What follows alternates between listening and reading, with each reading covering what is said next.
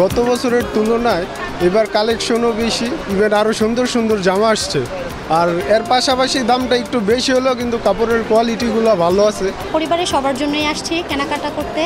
মোটামুটি বাজেট বলতে গেলে তেমন নাই, আর আপনার খুবই দাম। পাকিস্তানি ড্রেস বা মানে কি বলে ইন্ডিয়ান ড্রেস, কিন্তু ঘুরে ফিরে দেখা যাচ্ছে সে আগের কোয়ালিটি, বাট কাপড়ের মানটা অত বেশি একটা ভালো হচ্ছে না, কিন্তু প্রাইসটা অনেক বেশি যাচ্ছে।